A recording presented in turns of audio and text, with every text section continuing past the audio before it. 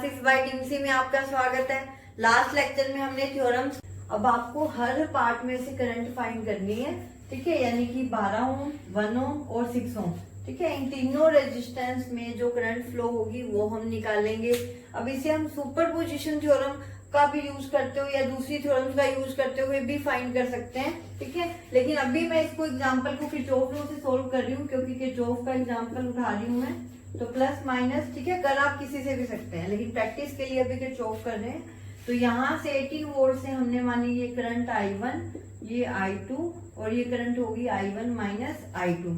अब आपको पता है रेजिस्टेंस का खुद का कोई भी साइन नहीं होता है, इसका प्लस माइनस हम करंट की डायरेक्शन के अकॉर्डिंग लेते हैं। करंट की डायरेक्शन में पॉजिटिव और दूसरा नेगेटिव, बिकॉज करंट हमेशा हाई पोटेंशियल से लो पोटेंशियल फ्लो होती है। यहाँ से प्लस माइनस ले लिया और इधर से ये करंट I2 जाएगी, तो यहाँ पे भी ये प्लस और ये माइनस, ये करंट होगी I2, ठीक है। ये हो गया फर्स्ट लूप और ये हो गया सेकंड लूप। अब इस पे किरचॉफ लॉ लगाओ। पहले फर्स्ट लूप में लगाओ तो क्या इक्वेशन बनेगी, माइनस का 18 प्लस का 18, ठीक है। क्लॉकवाइज चल रहे हैं हम, आप किसी भी वे से जा सकते हो, क्लॉकवाइज एंटी क्लॉकवाइज। माइनस से प्लस पे गए, प्लस पे पहुंच गए, मैंने प्लस का 18 ले लिया। यहाँ लोगे, फिर यहाँ चले प्लस से माइनस पे, तो माइनस का क्या आ जाएगा 12 I1, माइनस का 12 I1 और इधर क्या हो जाएगा माइनस का 6 I1 minus I2 equals to 0। ये फर्स्ट लूप में लगा दी। अब सेकंड लूप में लगाओ किरचॉफ, तो क्या हो जाएगा, माइनस से क्लॉकवाइज चल रहे हैं, माइनस से प्लस पे गए तो पहले प्लस पे पहुंचे, तो ये हो जाएगा प्लस का I1 माइनस I2, माइनस का 12 माइनस का 1 इंटू I2, माइनस का I2 और प्लस का 12 और ये हो जाएगा माइनस का I2 इक्वल्स टू 0। सोल्व करो, क्या हो जाएगा, प्लस का 18 माइनस का 12 और माइनस का 6, ये होगी माइनस के 18 I1 और प्लस का हो जाएगा 6 I2 इक्वल्स टू 0। और ये क्या बन जाएगी, इंटू में 6 भी है, VIR होता है, तो 6 इंटू I1 माइनस I2, तो 6 I1 और 6 I1 माइनस में 6 I2 और माइनस का I2, ये हो गया माइनस का 8 I2 और प्लस में आ जाएगा 12 इक्वल्स टू 0। इक्वेशन एक बार फिर चेक कर लो, 18 माइनस का 12 और माइनस के 6 माइनस के 18 हो गए और ये हो गया प्लस का 6 I2 और यहाँ हो जाएगा 6 I1 और माइनस का 6 माइनस माइनस 1 माइनस 1 माइनस का 8 I2 प्लस का 12 इक्वल्स टू 0। इस इक्वेशन को आगे सोल्व करो, ये 6 से डिवाइड हो रही है, तो ये हो गया 6 3 जा 18, 3 माइनस 3 I1 प्लस का I2 इक्वल्स टू 0। तो इसको लिख दोगे 3 I1 माइनस का I2 और इक्वल्स टू आ जाएगा 3, ठीक है। इसको उस साइड लेंगे तो 3 I1 minus I2 equals to 3। अब इस इक्वेशन को लिखो, तो यहाँ पे इसको वैसे तो हम इसको भी काट सकते हैं, पर एक बार यहाँ 3 I1 है तो सोल्यूशन करने के लिए यहाँ पे भी मैं 3 बना देती हूँ, तो 2 से डिवाइड कर देती हूँ पूरी इक्वेशन को। तो ये हो गया 3 I1, 2 3 जा 6 माइनस 2 4 जा 8 प्लस 2 6 जा 12 इक्वल्स टू 0। तो इक्वेशन क्या हो जाएगी, 3 I1 माइनस का 3 I1, 6 को वहां ले जाओ, साइन चेंज कर दो, तो हो जाएगा प्लस का 4 I2 इक्वल्स टू 6। तो ये हो गया 6 3 I1 माइनस का और प्लस का 4 I2 इक्वल टू हो गया 6।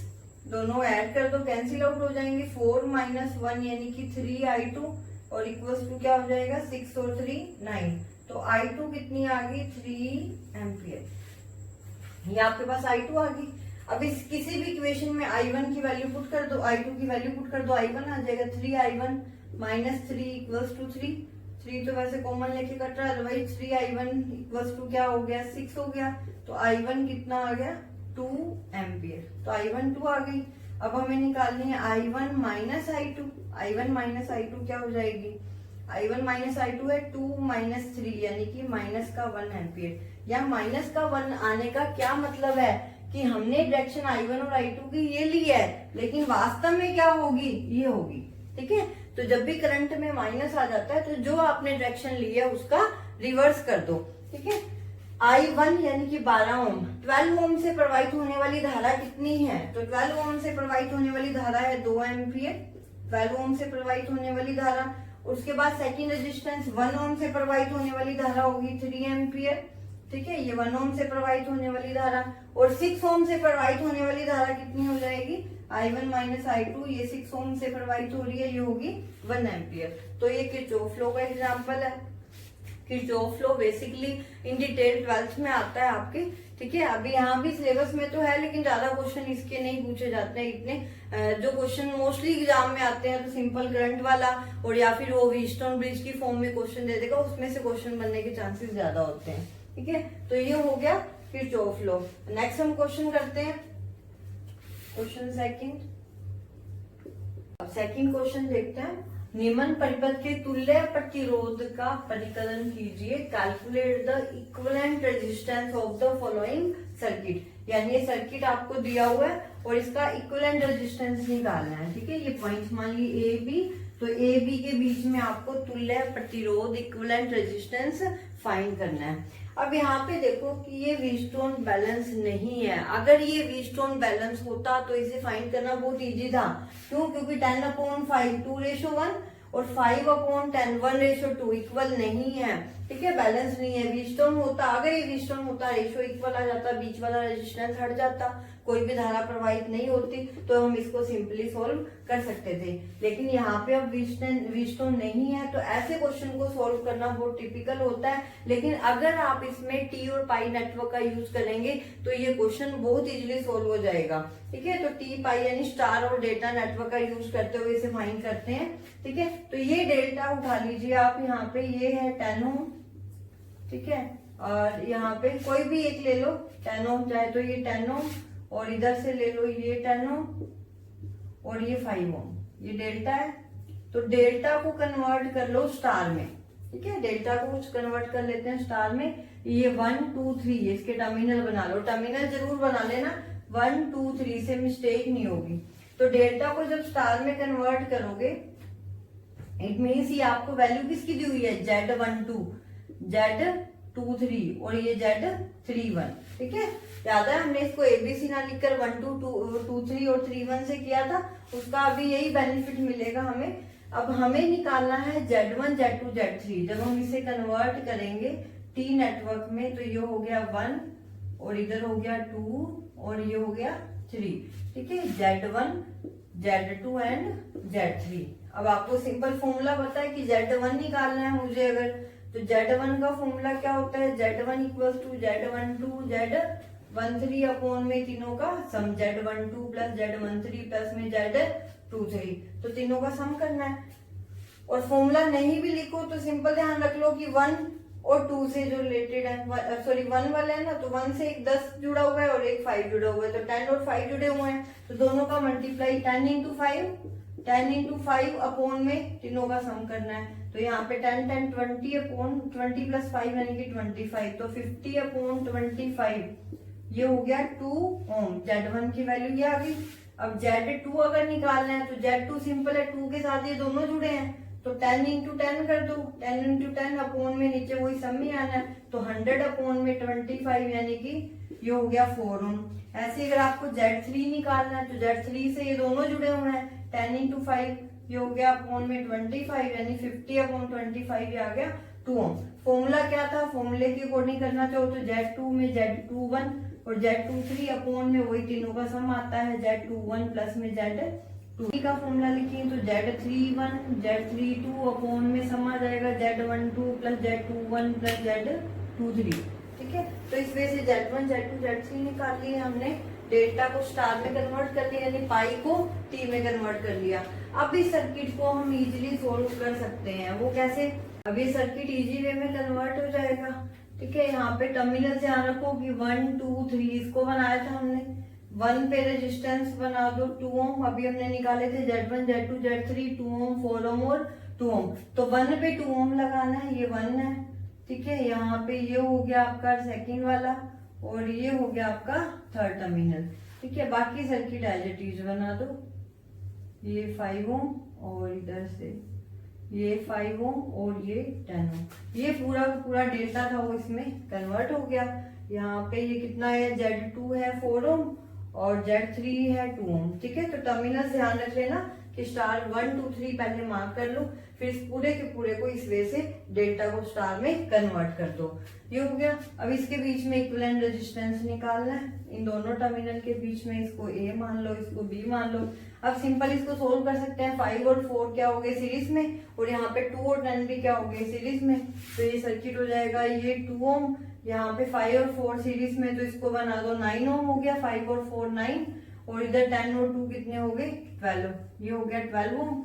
और इक्विवेलेंट रेजिस्टेंस आपको निकालना है। अब 9 और 12 हो गए पैरेलल में, और उनके साथ 2 हो गया सीरीज में, तो ए बी के बीच में इक्विवेलेंट रेजिस्टेंस क्या आ जाएगा आर ए बी, तो 2 प्लस 9 इंटू 12 अपॉन में 12 प्लस 9, तो 2 प्लस 9 इंटू 12, तो 12 9 हो गया 108, ठीक है, अपॉन में क्या आ जाएगा 21, तो ये लिख दो 21, और ये हो गया 42 प्लस 108 अपॉन में 21, ये हो गया 150, 50 अपॉन में 21, ठीक है, 140 एंड 50, और 3 7 जा 21 और 3 5 जा 50, ये हो गया 50 अपॉन 7, तो ये हो गया 7 7 जा 49 और 7 1 जा 7, ठीक है, तो ऑलमोस्ट ये इक्वल आ गया 7.1 ओम के।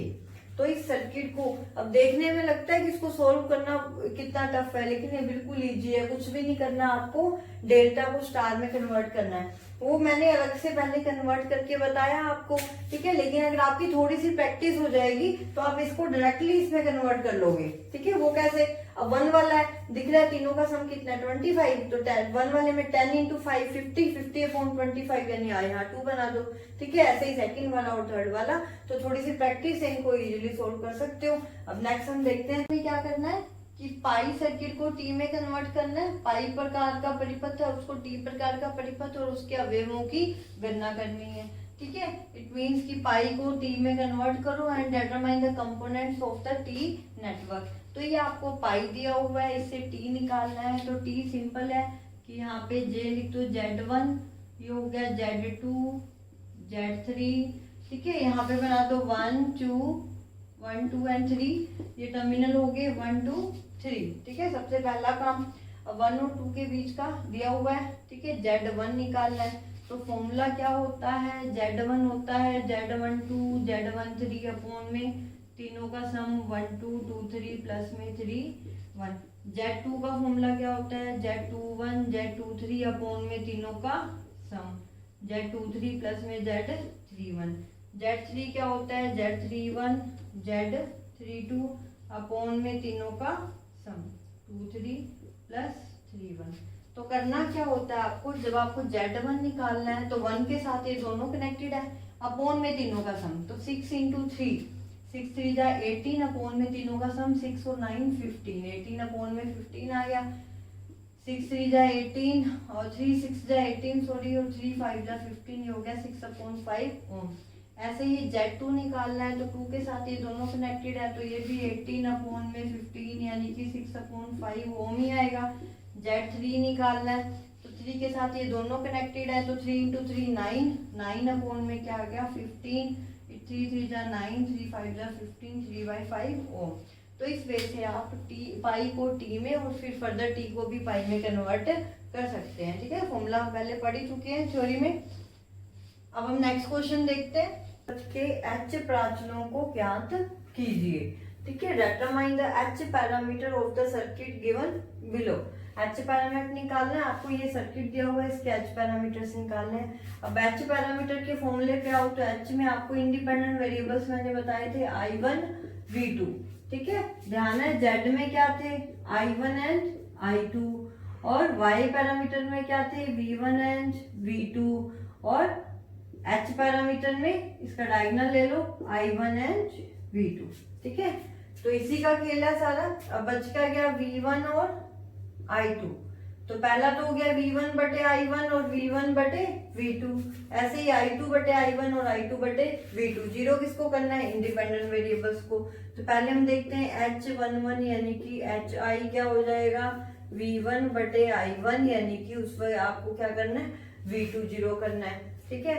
सेकंड H12 चाहे HR कह लो, H12 क्या हो जाएगा, V1 बटे में V2 यानी I10 करना है। ठीक है, HR ऐसे ही HF क्या होगा, HF को कहोगे H21, तो H21 क्या आ जाएगा, H21 I2 बटे I1, I2 बटे में I1 जबकि V2 0, और HF हो जाएगा I2 बटे में I1 जबकि V2 0। ठीक है, और HO क्या हो जाएगा, I2 बटे में V2 जबकि I1 0। ठीक है, तो I1 और V2 दो ही जीरो आने हैं, देख लेना नीचे, जिसमें V2 आ गया तो I1 0 कर दोगे, जिसमें I1 आ गया तो V2 0 कर दोगे। ठीक है, अब हम पहले बात करते हैं HI की। V2 0 है, इसका सर्किट बना लो, 30 ओम, ये हो जाएगा 10 ओम, 20 ओम, और V2 0 करना है, तो ये गया यहाँ पे, क्योंकि V2 0 कर दिया तो 10 ओम वाला रेजिस्टेंस है, इसके दोनों साइड आपस में जुड़ जाएंगे, तो ये तो खत्म, रेजिस्टेंस 0 हो गया इसका, तो V2 0, और यहाँ पे ये हो गया 30 20, और इधर हमें निकालना है HI और HF। ठीक है, अब V2 0 कर दिया तो ये तो इम्पीडेंस ही है, V1 अपॉन I1 तो आपको पता है V अपॉन I इम्पीडेंस होती है, इनपुट इम्पीडेंस है। जब आउटपुट को क्या कर दिया, शॉर्ट सर्किट कर दिया, तो ये क्या हो जाएगी 10 20, ये तो पैरेलल हो गए 30 सीरीज में, तो 30 प्लस 10 इंटू 20 अपॉन में 10 प्लस 20, तो ये कैंसिल आउट हो गया, ये हो गया 20/3, 30 प्लस 20/3 ये हो गया 90, और 110/3, ये H11 आ गया, इसकी यूनिट होती है ओम। अब H12 निकालते हैं, H12 क्या होएगा, I1 0 करनी है, तो यहाँ पे देखो अभी ये 30 ओम, सेम वही सर्किट बना लो, 10 ओम, 20 ओम, ये भी 10 ओम, और ये I2। यहाँ पे I1 क्या है, 0, यानी यहाँ से कोई भी धारा प्रवाहित नहीं होगी, ये है 10 ओम और ये भी है 10 ओम। जब I1 0 हो गया तो इस 30 ओम से कोई भी धारा प्रवाहित नहीं हो रही, तो हम ये कहेंगे कि इस AB सिरों पर भी विभवांतर और इस A' B' सिरों पर भी विभवांतर समान होगा, तो 20 ओम के सिरों पर भी विभवांतर उतना ही होगा जितना AB सिरों पर भी विभवांतर V1 है, मान लो यहाँ V2 है, तो V1 किसके इक्वल आ जाएगा, जितना इसके सिरों पर विभवांतर होगा, तो 20 इंटू करंट चाहिए अब हमें I। अब वो करंट कैसे निकालोगे, देखो उसके लिए सर्किट को थोड़ा सा और सोल्व करते हैं। ये हो गया V2, ठीक है, अब यहाँ पे इससे तो धारा प्रवाहित हो ही नहीं रही, जब तो 20 और 10 सीरीज में हो जाएंगे, तो आप इसको क्या बना सकते हो, 20 और 10 सीरीज में हो गए, तो यहाँ पे इसको बना लोगे ये 30 ओम, ठीक है, यहाँ पे धारा जा ही नहीं रही है, और इधर से ये हो गया, ये 10 ओम तो हट ही गया, और यहाँ पे ये आ गया 10 ओम, और साथ में ये आ जाएगा V2, और इधर से करंट जा रही है I2, ठीक है। तो टोटल करंट क्या होगी, इस 30 ओम से कोई भी धारा प्रवाहित नहीं हो रही, तो टोटल की टोटल करंट है वो इन 3 रेजिस्टेंस से ही जा रही है, यहाँ धारा नहीं जा रही, तो धारा ओवरऑल यहाँ से फिर यहाँ जाएगी, तो 20 और 10 हो गई 30, और ये हो गया 10, टोटल करंट I2 थी, इन दोनों में से डिवाइड हो रही है। मुझे धारा चाहिए कौन सी, मुझे रेशियो चाहिए यहाँ पे V1 बटे V2 का, ठीक है, तो मुझे V1 निकालने के लिए 20 ओम से प्रवाहित होने वाली धारा चाहिए, ठीक है, ये ध्यान रखो कि मुझे V1 निकालना है, तो उसके लिए V1 है कितना, जितनी धारा 20 ओम से जा रही है इंटू में 20 ओम, ठीक है, I इंटू R होता है, तो 20 ओम से कितनी धारा जा रही है, 20 और 10 सीरीज में है अगर, तो 30 ओम से जितनी धारा जाएगी उतनी 20 ओम से जाएगी ना, दोनों में से सेम ही धारा जा रही है, यहाँ से धारा होके फिर यहाँ जाएगी, तो सेम ही धारा जा रही है, तो इसलिए मैं इसको सिंपल सोल्व करने के लिए ऐसे बना लेती हूँ, तो I2 कितना जाएगा, वही दो रेजिस्टेंस में डिवाइड हो रही है पैरेलल में, तो अगर मुझे 30 ओम वाली निकालनी है तो टोटल करंट सी I2 कितना आ जाएगा, इसके सामने वाला रेजिस्टेंस 10 अपॉन में दोनों का सम 40। इस टाइप के क्वेश्चन हम पहले कर चुके हैं, तो ये आ जाएगा 1 अपॉन में 4 इंटू I2 जो 30 ओम से प्रवाहित हो रही है, ठीक है, तो यहाँ पे इसकी वैल्यूज आप यूज कर सकते हो।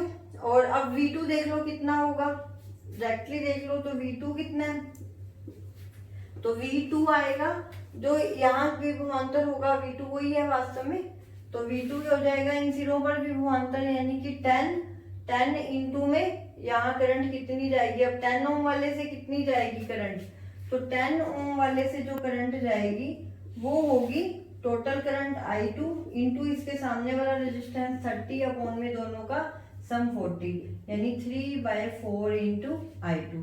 बस अब इन वैल्यूज का यूज करो तो V1 हो गया 20 ओम से प्रवाहित होने वाली धारा 1 इंटू I2 इंटू 20, ठीक है। तो ये हो गया 4 5 20 यानी कि 5I2। और V2 कितना हो जाएगा, V2 हो जाएगा 10 ओम से प्रवाहित होने वाली धारा यानी कि 10 ओम से प्रवाहित होने वाली धारा इंटू में 10 IR करना है, और 10 ओम से प्रवाहित होने वाली धारा I2 इंटू 3/4 इंटू 10, ठीक है। अब इसको सोल्व कर लो तो ये हो जाएगा 2 2 जा 4 और 2 5 जा 10, 15/2, ठीक है। दोनों का डिवाइड करना है, यानी हमें चाहिए V1 बटे V2, तो ये हो गया 5I2 अपॉन में 15/2, 15/2 इंटू I2। I2 से I2 कैंसिल आउट, ये हो गया 10/15, 5 3 जा 15, 5 2 जा 10, यानी कि 2/3, ठीक है। यूनिट नहीं होगी इसकी, V1/V2 है।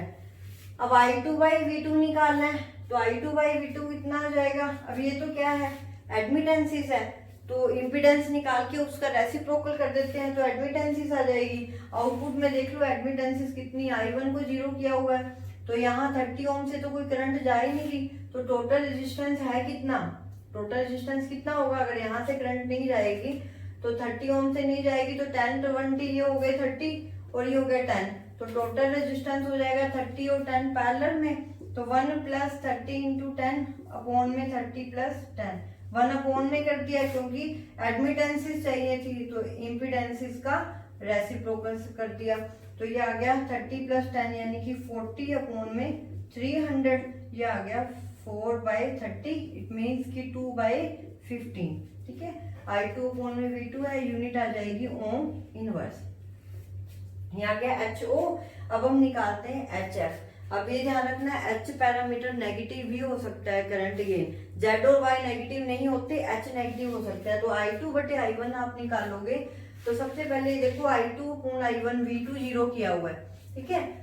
तो यहाँ से जो करंट जाएगी वो तो I1 होगी। अब I2 कौन सी होगी, 10 ओम से प्रवाहित होने वाली धारा, हम I2 ये वाली पॉजिटिव लेंगे, लेकिन वास्तव में धारा यूं जाके और यूं जाएगी, ठीक है, तो इसलिए यहाँ पे माइनस का साइन आएगा, ठीक है। ये पहले हमने क्वेश्चन में भी डिस्कस किया था जब हमने H पैरामीटर पढ़े थे।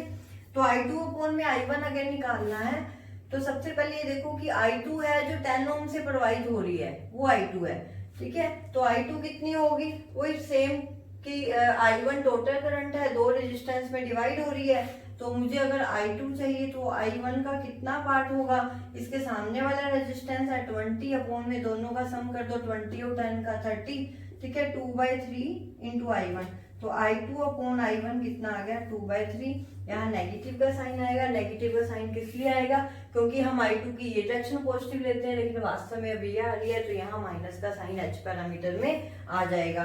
तो ये हमने H पैरामीटर का क्वेश्चन किया, ठीक है। अब नेक्स्ट एग्जांपल देखते हैं। आ रही है ना आपको, अब इसमें ये सर्किट आपको दिया हुआ है और इसका नॉर्टन इक्विवेलेंट निकालना है, ठीक है। अब यहाँ पे AB ना देकर AB पर कोई लोड लगा देगा तो कहेगा RL से प्रवाहित होने वाली धारा का मान ज्ञात करो, ठीक है। यहाँ पे हमें सिंपल दिया हुआ है कि AB के विद रिस्पेक्ट टू इसका नॉर्टन इक्विवेलेंट यानी नॉर्टन तुल्य परिपथ बनाइए। अब नॉर्टन थ्योरम पे आ जाओ, याद करो नॉर्टन थ्योरम क्या थी कि किसी भी कॉम्प्लेक्स सर्किट को सिंपल सर्किट में कन्वर्ट कर सकते हैं जिसमें एक करंट सोर्स और साथ में एक इम्पीडेंस उसके साथ कहाँ लगी हो, पैरेलल लगी हो, जेड इक्विवेलेंट और यहाँ ZL, ठीक है। अब ZL ना देकर यहाँ पे सिंपल हमें टर्मिनल AB दिए हुए हैं तो हम AB एज इट इज बना देते हैं, ठीक है। तो इस सर्किट को इसमें कन्वर्ट किया जा सकता है, जबकि करंट सोर्स की वैल्यू क्या होगी, जब लोड को हटाकर तो लोड टर्मिनल्स को शॉर्ट सर्किट कर दे, ठीक है। तो उसमें जो प्रवाहित धारा होगी उन सिरों पर प्रवाहित धारा I होगी, इसको I इक्विवेलेंट बोल देते हैं। और Z इक्विवेलेंट वैसे ही निकालना है जैसे थेवेनिन में निकालते हैं।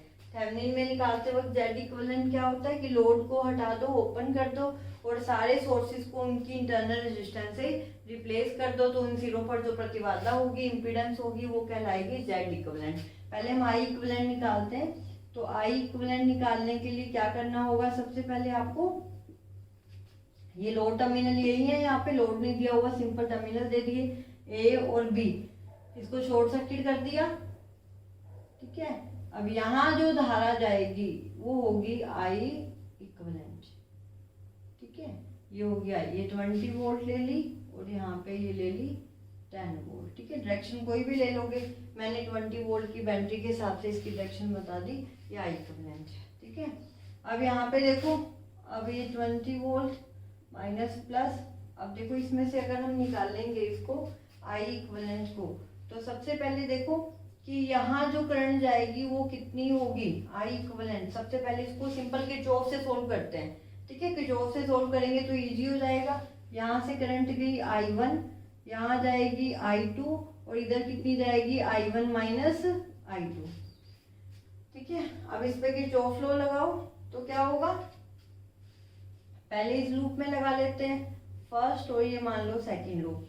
पहले फर्स्ट लूप में लगा दो, अब यहाँ रेजिस्टेंस तो है नहीं, सिंपल इस पे लगाओगे तो माइनस प्लस माइनस। ठीक है, और ये प्लस माइनस इसका ये बना लो, इसका प्लस माइनस ये बना लो। ठीक है, पहले क्लॉकवाइज चलते हैं तो माइनस से प्लस के तो प्लस का 10 और ये हो जाएगा माइनस का 5, सॉरी माइनस से प्लस में गए तो प्लस का 5I2 और इक्वल्स टू क्या आ जाएगा 0। तो यहाँ से I2 कितनी आ गई, I2 होगी 10/5 यानी कि 2 एम्पियर माइनस आ रहा है। ठीक है, यानी जो डायरेक्शन हमने लिया वो ना जाकर रिवर्स होगी, माइनस आ रहा है तो। और I1 कितनी आ जाएगी, तो इस पे लगाओ फिर चौफ लो, तो ये हो जाएगा माइनस से प्लस पे गए तो प्लस का पहले कर दो 20 और माइनस का आ जाएगा 15 इंटू I1 इक्वल्स टू 0। ठीक है, तो 20 इक्वल्स टू 15 I1 कितना आ गया 5 4 जा 20 5 3 जा 15 यानी कि 4/3 एम्पियर। और I इक्विवेलेंट कितना होगा I1 माइनस I2 यानी I इक्विवेलेंट होगा I1 माइनस I2। I1 है 4/3 और I2 है माइनस का 2 है ना यहाँ पे 2 एम्पियर, तो माइनस का 2 यानी कि प्लस का 2 हो गया। 3 2 जा 6 और 4 10/3 एम्पियर। ठीक है, ये I इक्विवेलेंट आ गया। अब Z इक्विवेलेंट निकालने के लिए क्या करना होगा, सारे सोर्सेज को इंटरनल रेजिस्टेंस से हटा दो, तो ये हो गया 5 ओम, यहाँ पे ये हो गया 15 ओम और इधर से इसको भी हटा दिया और यहाँ जो इम्पीडेंस होगी इन सिरों पर वो होगी Z इक्विवेलेंट। तो ये दोनों पैरेलल होगी, फर्स्ट और लास्ट एंड्स कनेक्टेड हो तो वो पैरेलल कॉम्बिनेशन होता है। तो Z इक्विवेलेंट क्या आ जाएगा 5 इंटू 15 अपॉन में 5 प्लस 15 क्या हो गया 20, 5 प्लस 15 20 हो गया और 5 इंटू R1 R2 अपॉन में R1 प्लस R2। ठीक है, 5 4 जा 20 तो ये आ गया 15/4 ओम। ठीक है, तो यहाँ I इक्विवेलेंट की वैल्यू होगी 10/3 और इसकी होगी 15/4। अगर यहाँ कोई लोड होता तो उससे प्रवाहित होने वाली धारा बिजली वो वैल्यू निकालनी है जब RL पे मैक्सिमम पावर ट्रांसफर हो। तो ये मैक्सिमम पावर ट्रांसफर थ्योरम का क्वेश्चन है कि calculate the resistance RL in which maximum power transfers and calculate the value of power also। ठीक है, तो जब RL को मैक्सिमम पावर ट्रांसफर हो तो आपको मैंने कहा था सबसे पहले इसका हमें थेवेनिन इक्विवेलेंट बनाना होगा। तो थेवेनिन इक्विवेलेंट बनाने के लिए हमें एक तो चाहिए E इक्विवेलेंट और दूसरा Z इक्विवेलेंट। तो यहाँ E इक्विवेलेंट, Z इक्विवेलेंट और RL।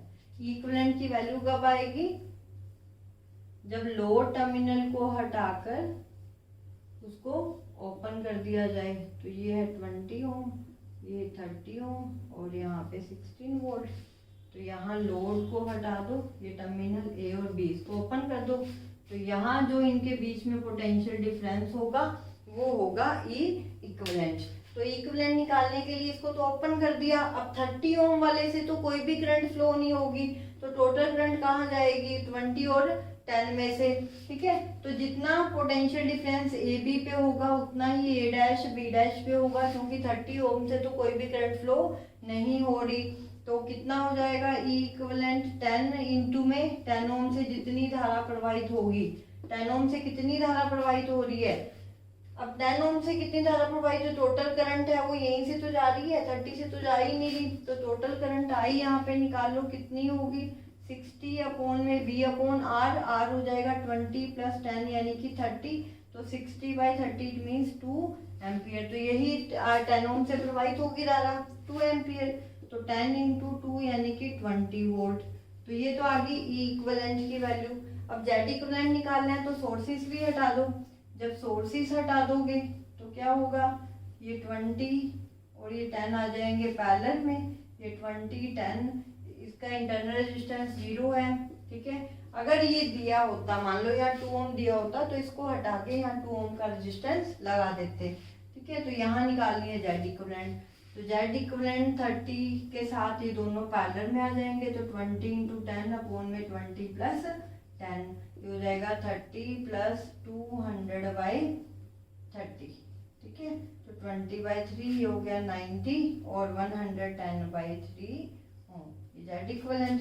तो पहले इसका थेवेनिन इक्विवेलेंट बना लो। तो थेवेनिन इक्विवेलेंट क्या है यहाँ पे, ई इक्विवेलेंट की वैल्यू तो आई है 20 वोल्ट। ठीक है, और जेड इक्विवेलेंट की वैल्यू आई है 110/3 ओम, और आरएल कितना, आरएल हमें निकालना है। तो हमें पता है आरएल किसके इक्वल होना चाहिए, जेड इक्विवेलेंट के। पहले थेवेनिन बनाना है, मैक्सिमम पावर तभी ट्रांसफर होगी जब ये जेड इक्विवेलेंट किसके इक्वल होगा, आरएल के। तो ये आरएल की वैल्यू कितनी आ जाएगी, 110/3 ओम। ठीक है, तो ये होगी मैक्सिमम पावर ट्रांसफर थ्योरम का क्वेश्चन। अब नेक्स्ट देखते हैं। इसका थेवेनिन इक्विवेलेंट निकालना है और आरएल से करंट निकालनी है, यानी कि थेवेनिन तुल्य परिपथ बनाओ और आरएल से प्रवाहित होने वाली धारा। इस टाइप का क्वेश्चन हम पहले कर चुके हैं, तो इसको फटाफट से करते हैं। ये 10 ओम 5 10 और ये आरएल दिया हुआ है 20 ओम। अब आपको पता है थेवेनिन थ्योरम क्या कहती है कि किसी भी सर्किट को, कॉम्प्लेक्स सर्किट को सिंपल सर्किट में कन्वर्ट कर सकते हैं जिसमें एक ही वोल्टेज सोर्स हो और उसके साथ रेजिस्टेंस सीरीज में कनेक्टेड हो। अब वोल्टेज सोर्स की वैल्यू क्या होती है, जब आरएल को हटाकर उन दोनों टर्मिनल को खुला रख दिया जाए। ठीक है, तो उनके मध्य जो भी विभवांतर होगा वो होगा ई इक्विवेलेंट।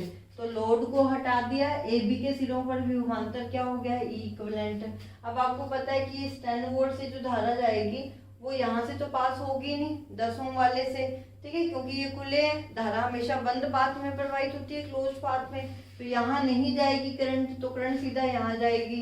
तो ई इक्विवेलेंट क्या होगा, ए बी सिरों पर जितना पोटेंशियल डिफरेंस है उतना ही ए डैश बी डैश सिरों पर होगा, क्योंकि यहाँ पे करंट फ्लो हो ही नहीं रही है। ठीक है, तो ई इक्विवेलेंट हो गया, मान लो कि 5 ओम से आई करंट जा रही है, तो आई 5 इंटू में 5। ठीक है, तो अब इसकी वैल्यू क्या होगी, आई हो गया V अपॉन आर, V हो गया 10 अपॉन में दोनों का सम, यानी 10 + 5 15, ये होगी 2/3 एम्पियर। ऐसा हमने क्यों किया, क्योंकि इस 10 ओम से कोई धारा नहीं जा रही, तो अब इस बैटरी से जो धारा है वो टोटल कहाँ जाएगी, 10 और 5 से होकर। तो आई हो गया 10/15, 2/3 आ गया। तो ई इक्विवेलेंट कितना हो गया, 2/3 इंटू रेजिस्टेंस कर दिया 5, ये हो गया 10/3 वोल्ट। अब मुझे जेड इक्विवेलेंट चाहिए, तो क्या करना है, ये सोर्स भी हटा दो और सोर्स को इंटरनल रेजिस्टेंस से रिप्लेस कर दो। यहाँ इंटरनल रेजिस्टेंस 0 है, तो उसे रिप्लेस करोगे तो जेड इक्विवेलेंट आ जाएगी, ए बी के मध्य प्रतिबाधा होगी जेड इक्विवेलेंट। तो ये दोनों पैरेलल हो गए इसके साथ, ये सीरीज में, तो 10 + 10 × 5 अपॉन में 10 + 5। तो इसको सोल्व करोगे 50/15, ये आ गया 40/3 ओम। ये वैल्यू यहाँ पुट कर दो, ई इक्विवेलेंट हो गया 10/3 वोल्ट और जेड इक्विवेलेंट 40/3 ओम और आरएल है 20 ओम।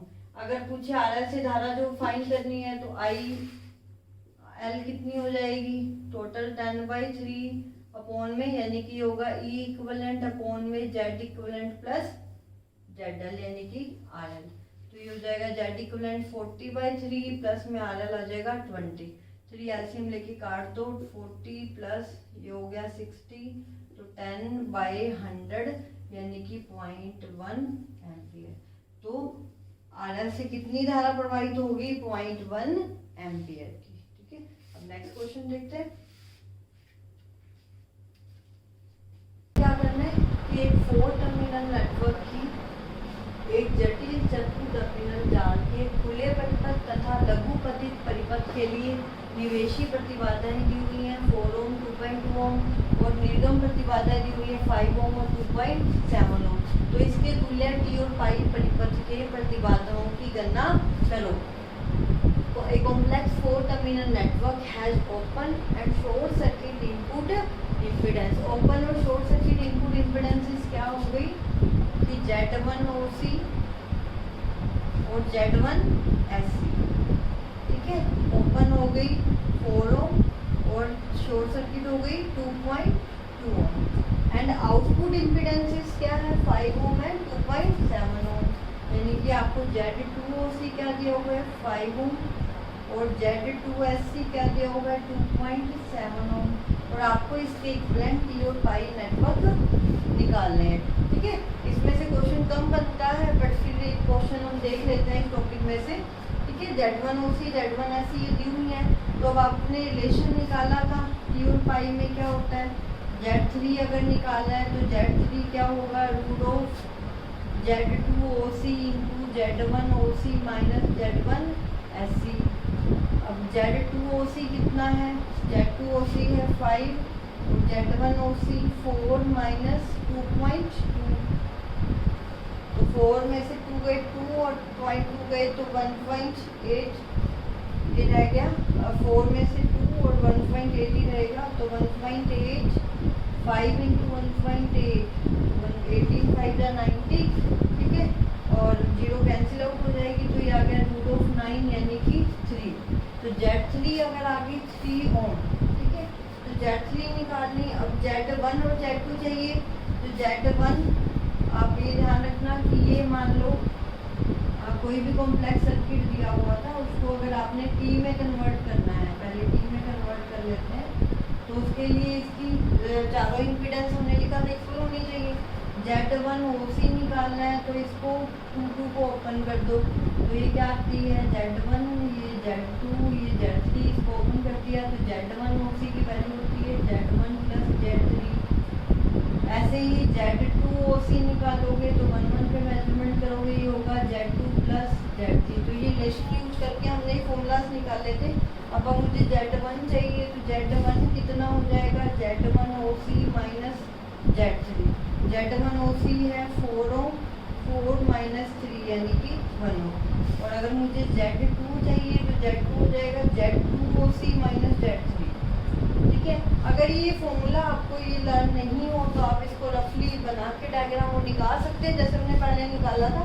तो Z2 OC माइनस Z3, तो Z2 OC है 5 और माइनस में Z3 कर दो तो कितना है 3, तो ये आ गया 2 ओम। अब Z1 Z2 Z3 मिल गई, पाई वाले फॉर्मूले की जरूरत ही नहीं है, हम सीधा इससे निकाल लेंगे। Z1 कितना है 1 ओम, Z2 है 2 ओम और Z3 कितना है 3 ओम, ठीक है। अभी हो गया 1 ओम 2 ओम और 3 ओम, ये हो गया 1 ओम, ये 2 ओम और ये 3 ओम। तो T दिया हुआ है, पाई में कन्वर्ट करना है, यानी कि Z1 2 3 चाहिए, ये 1 2 3 हो गया। अब मुझे पहले Z12 निकालना होगा, तो Z12 क्या होता है Z1 Z2 plus Z2 Z3 plus Z3 Z1 upon में 1 2 के बाद बच गया क्या 3, अपॉन में 3 आ जाता है। ऐसे ही Z23 निकालना है तो ऊपर वाली टर्म तो एज इट इज आएगी, Z2 Z3 plus Z3 Z1 upon में क्या आ जाएगा Z1।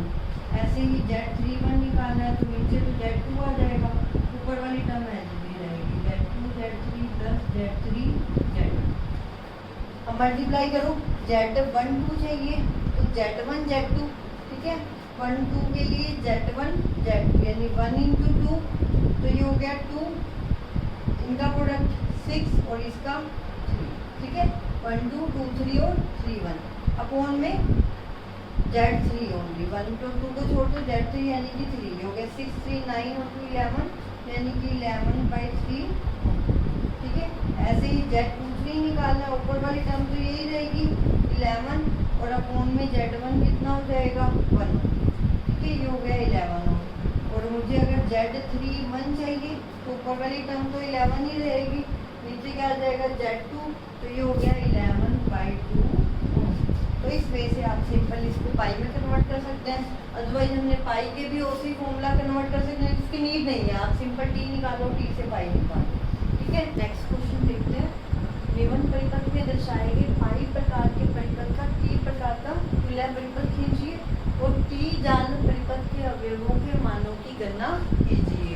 यानी for the pi circuit show below, draw the equivalent T circuit and determine the components of the T network. तो एक तो आपको इसको पाई को टी में कन्वर्ट करना है, ठीक है, और Z1 Z2 Z3 की वैल्यूज बनानी है, ठीक है। तो पाई को टी में कन्वर्ट करने के लिए सबसे पहले यहाँ पे 1 2 3 लिख दो, ये हो गया 1 2 एंड 3, ठीक है। अब Z1 निकालना है, तो आपको पता है Z1 क्या होता है, Z12 Z13 अपॉन में तीनों का सम 1 2 प्लस 2 3 प्लस 3 1। तो Z1 कितना हो जाएगा, 1 के साथ कौन से कनेक्टेड है, 6 इंटू 3, तो डायरेक्टली कर दो 6 इंटू 3 अपॉन में तीनों का सम, तो 3 3 9 और 6 15 आ गया, ठीक है। तो 6 3 जा 18 अपॉन में 15, तो ये हो जाएगा 3 5 जा और 3 6 जा यानी 6 अपॉन में 5 और Z1 आ गया। Z2 कितना हो जाएगा, 2 के साथ ये दोनों कनेक्टेड है, तो सीधा फॉर्मूला सबको पता ही है, 6 इंटू 3 अपॉन में 15 हो जाएगा, तो ये हो गया 18 अपॉन में 15, ये भी कितना आ गया 6 अपॉन में 5 और, ठीक है। 2 के साथ भी ये दो कनेक्टेड है, 1 के साथ भी ये दो थे, तो 2 वाले दोनों का मल्टीप्लाई अपॉन में तीनों का सम, ये फॉर्मूला है। ऐसे ही Z3 निकालोगे, तो Z3 में 3 के साथ ये दोनों कनेक्टेड है, तो दोनों का मल्टीप्लाई अपॉन में तीनों का सम आ जाएगा 15, तो 9 अपॉन में 15, 3 जा 9, 3 5 जा 3 अपॉन में 5 ओम। तो इस वे से Z1 Z2 और Z3 की वैल्यू हमने फाइंड की, तो Z1 हो गया 6/5 ओम, Z2 कितना हो गया 6/5 ओम और Z3 कितना हो गया 3/5 ओम। तो इस वे से आप सिंपली पाई को टी में कन्वर्ट कर सकते हैं, ऐसे ही टी को पाई में भी कन्वर्ट किया जा सकता है। अब हमने क्वेश्चंस कंप्लीट कर लिए हैं, नेक्स्ट लेक्चर में हम नई यूनिट स्टार्ट करेंगे, ऐसे ही पढ़ते रहिए। Thank you.